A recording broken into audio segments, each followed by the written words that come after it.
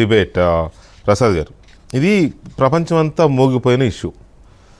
సరే, అది ఏపీనా ఇండియానా పక్కన పెడితే ముంద్రా పోర్ట్లో 72,000 కోట్ల రూపాయల హెరాయిన్ పట్టుకోవడం అనేది ప్రపంచమే నివ్వెరపోయింది. ఇంతవరకు పెద్ద పెద్ద హెరాయిన్ డ్రగ్స్ కంట్రీస్గా దీవులుగా ఉన్న చోటు కూడా అంత పెద్ద మొత్తంలో ఒకేసారి దొరికింది లేదు కదా. సో ఈ పరిస్థితుల్లో ఇక్కడ ఏపీకి లింక్ ఉందనేది ఎన్ఐఏ వాళ్ళు అరెస్ట్ చేశారు, నడుస్తుంది, దర్యాప్తు నడుస్తుంది. సరే, ఇవాళ సెక్షన్ ఆఫ్ మీడియా ఏదో క్లీన్ చిట్ అని ఏదో వేసుకున్నారు, 4 గరుచుకున్నారు, తర్వాత అదే విషయం. కానీ దీంట్లో ఇంత పెద్ద ఇది బయటపడుతున్న నేపథ్యంలో ఏపీ పోలీసులు విచారణ జరుపుతున్నట్టు కానీ ఆ కేసుని డిగ్ చేసినట్టు కానీ మీకు ఏమైనా అనిపించిందా? అంటే యాక్చువల్గా ఒక్కటి విషయం గుర్తుంచుకోండి, గత 2.5 సంవత్సరాలు ఆంధ్రప్రదేశ్ పోలీసింగ్ అనేది పొలిటికల్ పోలీసింగ్ మారింది. తెలంగాణలో ఫ్రెండ్లీ పోలీసింగ్ అని వాళ్ళు క్యాంపెయిన్ చేసుకుని ఆ స్థాయిలో ఉన్నారు. ఆంధ్రప్రదేశ్కి వచ్చేప్పటికీ డీజీపీ స్థాయి నుంచి కూడా ఒక పొలిటికల్ పోలీసింగ్లోనే పోతుంది. అంటే ప్రతి ఇష్యూను పొలిటిసైజ్ చేయడం. ఇప్పుడు చాలా ఆశ్చర్యకరమైనది ఏంటంటే, అసలు ధూళిపాల నరేంద్ర అనే ఒకే వ్యక్తి గుంటూరులోనే ఎక్కడో కూర్చొని ఒక ప్రెస్ కాన్ఫరెన్స్ పెడితే కాకినాడలో పోలీసులు ఎందుకు స్పందించారో అర్థం కాదు. చాలా విచిత్రం.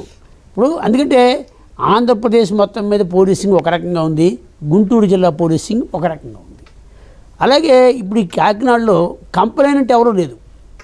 నిజంగానే ధూళిపాల నరేంద్ర గారు తప్పు మాట్లాడండి, ఆయన మీద చర్య తీసుకుంటే ఒక కంప్లైంట్ ఇచ్చి ఉంటే డెఫినెట్గా అది ఒక కేసు అయ్యి ఉండేది.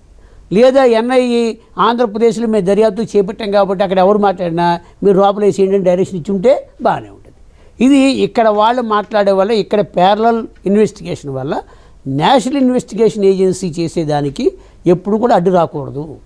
మీరు గమనించండి, డాక్టర్ మన వివేకానంద రెడ్డి గారి కేసులో ఆంధ్రప్రదేశ్ పోలీసు సహకరించిన తర్వాత వాళ్ళ విచారణ ఆగిపోయిన తర్వాతే సిబిఐ ఎంక్వైరీ స్టార్ట్ చేశారు.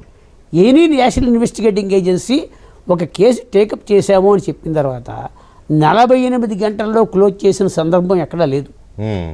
మీకు ఆంధ్రప్రదేశ్ ఒరిస్సా బార్డర్లో 2015 సంవత్సరంలో ఒక రైలు యాక్సిడెంట్ జరిగితే దాన్ని ఎన్ఐఏ టేకప్ చేసి ఈ వాడికి కంక్లూజన్ రాలేదు. రైల్వే అలాగే ఉంటుంది.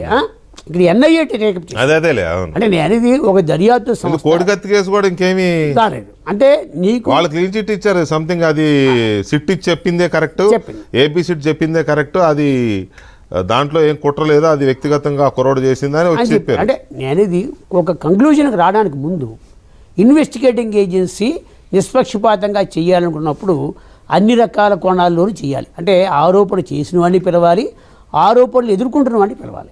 ఇక్కడ ఆరోపణలు ఎదుర్కొంటుంది ఎవరు? ఆంధ్రప్రదేశ్ ప్రభుత్వానికి సంబంధించి అధికార పార్టీ ఎమ్మెల్యే మీద ఆరోపణలు వచ్చాయి.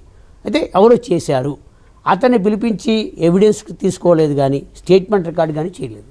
అసలు ఆంధ్రప్రదేశ్ ప్రభుత్వానికి లింక్ ఉంది, ప్రభుత్వానికి లింక్ ఉందని ఎవరు చెప్పలేదే వాళ్ళు. ఆంధ్రప్రదేశ్లో ఒక చిరునామాకి ఆ కన్సైన్మెంట్ వచ్చింది అనేది కంప్లైంట్. ఆ ఇంటి యజమాని పిలిచి, అయ్యా నీ దగ్గరే బలనప్పుడు నువ్వు అద్దెకి ఇచ్చావు, ఆ అద్దెకి తీసుకున్న వ్యక్తి ఎవరు, ఇక్కడ ఏం డంపు చేస్తున్నాడని అడగాలి కదా. ఆ ఇన్వెస్టిగేషను పక్కన పెట్టేశారు. అసలు నేషనల్ ఇన్వెస్టిగేషన్ టేకప్ చేసిన తర్వాత ప్యారలల్ ఇన్వెస్టిగేషన్ ఏ రాష్ట్ర ప్రభుత్వం కూడా చేయకూడదు. ఎందుకంటే ఎవిడెన్స్లు హ్యాంపరింగ్ అవుతాయి.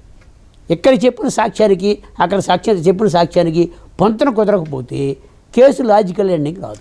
మరి ఇప్పుడు ఇది అంతా పక్కదో పట్టించడానికేనా? ఇది నరేంద్రకి నోటీస్ ఇవ్వడము, నేను చెప్తానుగా, ఇక్కడ పొలిటికల్ పోలీసింగ్ జరుగుతుంది. అదే ఏదో ఒక రకంగా ప్రభుత్వం మామూలు పోలీసింగ్ జరిగితే వేరే విషయం.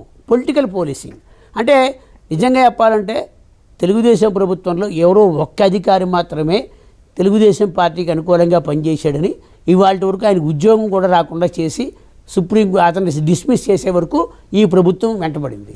అది వెంటబడింది ఒకే ఒక్క వ్యక్తి.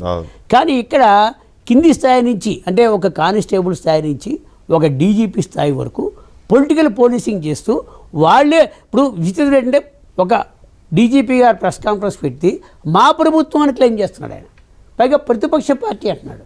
అసలు ఏ డీజీపీ కూడా, అసలు అధికారి ఏ అధికారి కూడా, ఆల్ ఇండియా సర్వీస్ అధికారి తన ప్రభుత్వాన్ని క్లెయిమ్, ఓన్లీ నా ప్రభుత్వం అని చెప్పుకోగలిగిన ఏకైక వ్యక్తి ఎవరంటే గవర్నర్ మాత్రమే. అది కూడా రాష్ట్ర మంత్రివర్గం రాసిచ్చే స్టేట్మెంట్ ప్రకారం నా ప్రభుత్వం అని చెప్పుకునే హక్కు గవర్నర్కి మాత్రమే ఉంది, మిగతా వాళ్ళు ఎవరికీ లేదు.